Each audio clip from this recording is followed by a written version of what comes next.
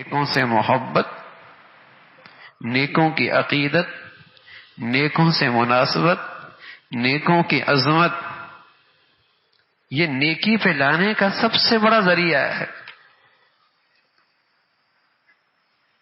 راہ خدا پہ لانے کا سب سے بڑا ذریعہ ہے۔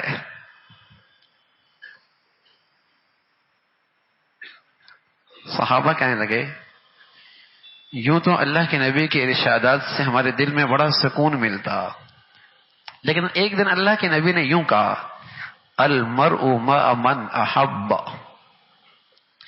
آدمی کل قیامت میں انہی کے ساتھ ہوگا جن سے وہ محبت کرتا ہے۔ تو اتنی خوشی ہوئی کہ پہلے اتنی خوشی کبھی نہیں آئی۔ المرء مع من احب، اس لیے کہ اس بارے میں ہمیں پورا اطمینان تھا کہ ہمیں اللہ کے نبی سے سچی محبت ہے۔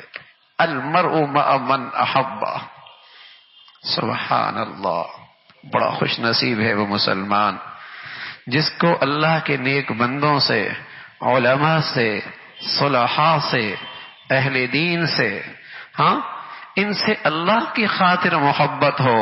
نبی کی سچی زبان کا ارشاد ہے، انعام ہے، کل قیامت میں اللہ انہی کے ساتھ اٹھائے گا۔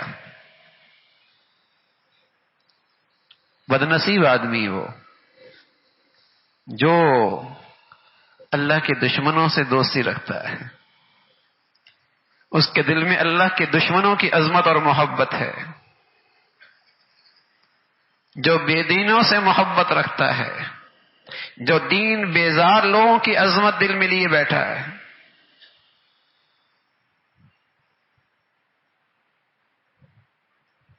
بڑی بدنصیبی ہے۔ کس کے ساتھ کل اٹھنا چاہتا ہے؟ کل کس کے ساتھ جنت میں رہنا چاہتا ہے؟